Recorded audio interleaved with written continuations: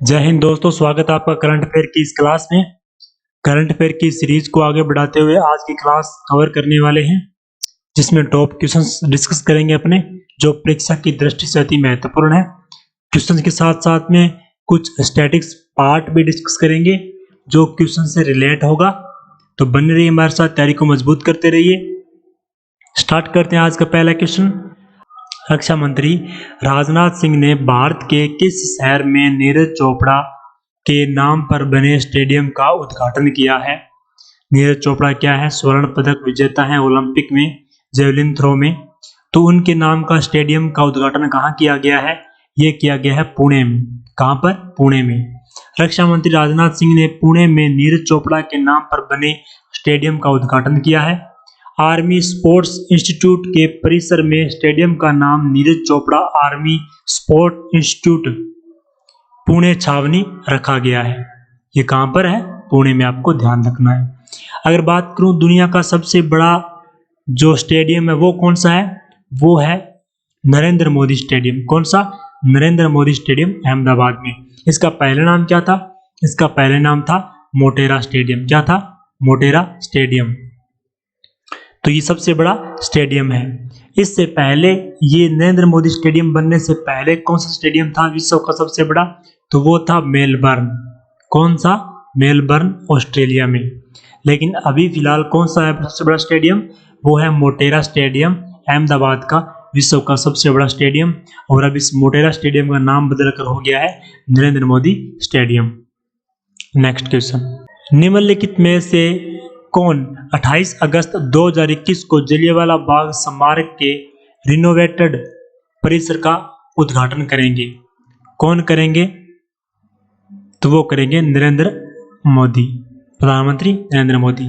प्रधानमंत्री नरेंद्र मोदी जलियांवाला बाग स्मारक के पुनर्विकास किए गए परिसर का उद्घाटन करेंगे शनिवार 28 अगस्त को। ये उद्घाटन कार्यक्रम वीडियो कॉन्फ्रेंसिंग के जरिए शाम 6 बजे किया जाएगा। यानी वहां पर जो स्मारक है उसका क्या किया गया है? पुनर्विकास, पुनर्निर्माण ये किया गया है। तो उसका भी ये उद्घाटन करेंगे पीएम नरेंद्र मोदी। जलियांवाला बाग ये क्या है? ये अमृतसर में है। जलियांवाला बाग अमृतसर में स्थित है, पंजाब के अमृतसर में। और जलियांवाला बाग यहाँ पे क्या हुआ था? यहाँ पर 13 अप्रैल, कब? 13 अप्रैल 1919 को क्या हुआ था? जलियांवाला बाग हत्याकांड हुआ था। इस हत्याकांड में क्या था? इस हत्याकांड में जो पंजाब के बहुत सारे जो बेकसूर जो लोग हैं वो मारे गए थे। 13 अप्रैल 1919 में क्या हुआ था कि एक रोल्ट एक्ट आया था। क्या अनुसार एक्ट? रोल्ट एक्ट आया था। उस रोल्ट एक्ट के विरोध में वहां पर भीड़ क्या कर रही थी? एक शांति प्रदर्शन कर रही थी। उस भीड़ के जो नेता थे वो थे सत्यपाल और सैफुद्दीन किचलू, दो नेता थे। और वो भीड़ क्या कर रही थी? विरोध प्रदर्शन कर रही थी शांतिपूर्ण ढंग से वहां पर। तो जनरल डायर ने वहां पर गोलियां चलाई उन निहत्थे भीड़ पर। क्या किया? जनरल डायर ने गोलियां चलाई। ठीक है। तो वहां पर ये नरसंहार हुआ था 13 अप्रैल 1919 को जलियांवाला बाग में। 13 अप्रैल 1919 जलियांवाला बाग हत्याकांड। रोल्ट एक्ट में विरोध कर रहे थे लोग सैफुद्दीन किचलू और सत्यपाल के नेतृत्व में। और वहां पर जनरल डायर ने क्या कर दी थी? गोलियां चलवा दी थी। Next question. हाल ही में गुआम के अपतटीय क्षेत्र में 4 दिवसीय मालाबार अभ्यास भारत संग किन किन देशों के बीच हुआ है? भारत और किन किन देशों के बीच हुआ है? तो ये भारत, अमेरिका, ऑस्ट्रेलिया और जापान, इन नौसेनाओं के बीच हुआ है। भारत, अमेरिका, ऑस्ट्रेलिया और जापान। क्वाड में शामिल 4 देश भारत, अमेरिका, ऑस्ट्रेलिया, जापान की नौसेनाओं के बीच गुआम अपतटीय क्षेत्र में बृहस्पतिवार को 4 दिवसीय मालाबार युद्ध अभ्यास का आगाज हो गया है। यानी मालाबार युद्ध अभ्यास किन के बीच में होता है? तो ये होता है क्वाड देशों के बीच। क्वाड क्या है? ये एक संगठन है। इस संगठन में कौन कौन है? क्वाड संगठन में इसमें अमेरिका है, ऑस्ट्रेलिया है और जापान है। और एक चौथा क्या है? भारत है। चौथा भारत है। तो आपको ध्यान में रखना है, ये जो मालाबार युद्ध अभ्यास है ये क्वाड देशों का संयुक्त रूप से युद्ध अभ्यास है। और क्वाड में कौन कौन से देश शामिल है? मैंने आपको बताया भारत, अमेरिका, ऑस्ट्रेलिया और जापान, ये 4 देश शामिल है। तो इस मालाबार के बारे में आपसे पूछा जा सकता है, ये इंपॉर्टेंट क्वेश्चन है। नेक्स्ट क्वेश्चन,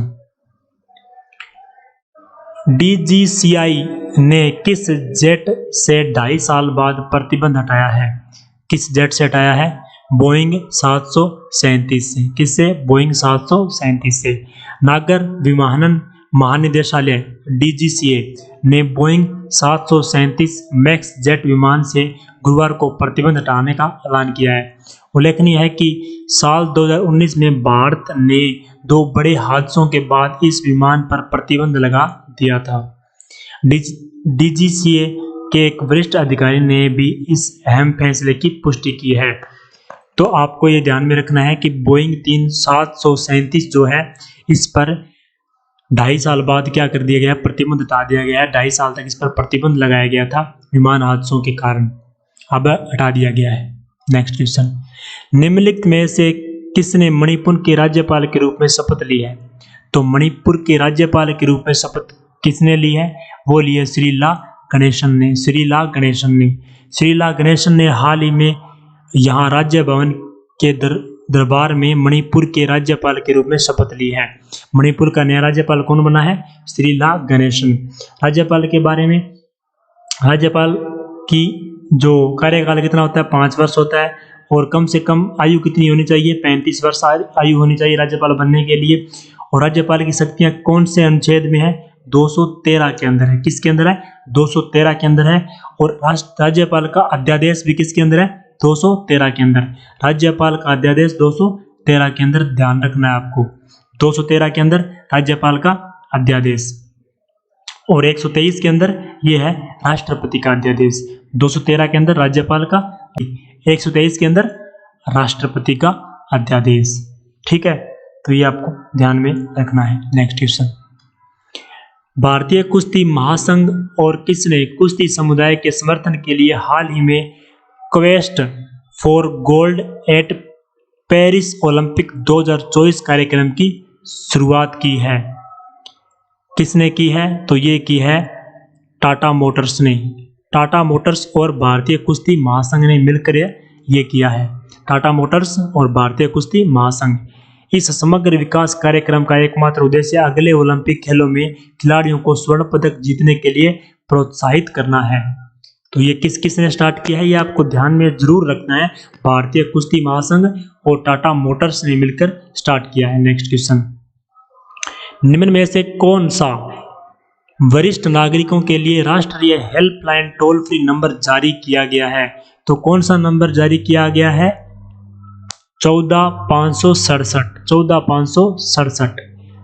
सामाजिक न्याय एवं अधिकारिता मंत्रालय, भारत सरकार और राजस्थान सरकार की पहल पर संचालित Elder line toll free number 14567 के राजस्थान प्रोजेक्ट हेड राजीव दुबे ने यह पोस्टर भेंट किया है। यानी ये नंबर है जो ये टोल फ्री नंबर वरिष्ठ नागरिकों के लिए हेल्पलाइन के रूप में जारी किया गया है। ये आपको ध्यान में रखना है। तो आज के लिए इतने क्वेश्चन बने रहिए हमारे साथ, तारीख को मजबूत करते रहिए, करंट अफेयर को साथ के साथ कवर करते रहिए। अगर हमारे साथ नए हो तो लाइक शेयर सब्सक्राइब कर देना, कमेंट करना मत भूलना। करंट अफेयर को अपने डेली पढ़ते रहेंगे, डेली करंट अफेयर कवर करते रहेंगे ताकि परीक्षा में आपको करंट अफेयर ज़्यादा ना पढ़ना पड़े। तो साथ के साथ पढ़ते रहिए, तैयारी को मजबूत करते रहिए। मिलते हैं कोई नेक्स्ट वीडियो नेक्स्ट अपडेट में, तब तक के लिए धन्यवाद। आपका दिन शुभ हो।